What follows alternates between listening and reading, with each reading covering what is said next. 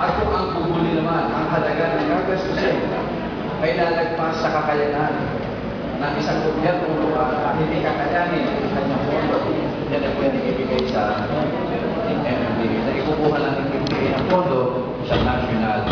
Halimbawa, infrastructure, magkagawa tayo ng footbridge o overpass. Kasi nung araw, overpass ang tawag.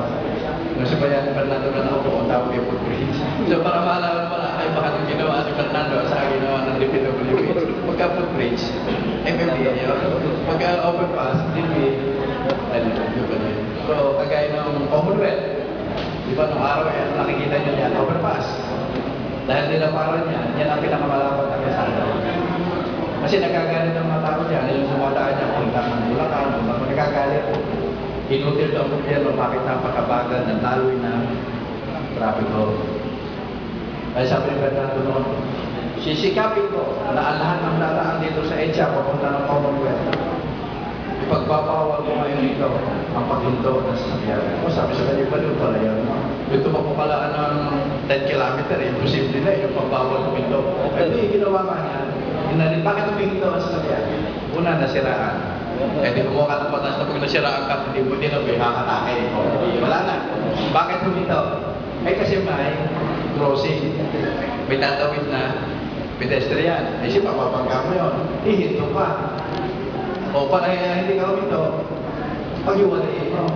Ang dapat ay sasakyan na sa itaas kasi mas malakas ang sasakyan ay kaya niya sumampa. Eh, pero dahil wala tayong pera, para pagpagawa mo ay ang inilagay natin ay footbridge para yung taruhan. So, naiwasan mo na ninyo posibilidad na magkamanggaan na sasakyan sa tao. Kasi araw-araw makikita yung yung tao at sasakyan ang lagi magpapanggaan. So, iniliminate natin yung daan ng tao sa daan natin. O ano pa dahil na naghihinto, may traffic light. Hindi alis ito sa traffic light. Kasi kung wala traffic light, pagkahinto, ito dire-diretso. Ay makipid na ako dahil dito sa Pilipinas. Ano ba dahilan at lumubuha ang trapiko?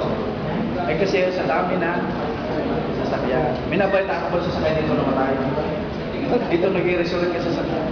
Nung umuwi ako sa amin, nung ako nag-aaral ng elementary, hanggang na yung jeep pa rin. Pero natigtagan na dumami na yung kabayo. Kasi nung araw, isa lang yung kabayo sa ibabaw eh. Ngayon marami ng kabayo sa ibabaw ng jeep. At saka iba ng makina, Toyota na. Nung araw, Baltin Head. Baltin Head, kaya makarto. Yun yung mga makina ng jeep na galing Amerika. Na noong tapos ang gera, iniwan na dito yung mga jeep. So kinahoy ng mga Pilipino.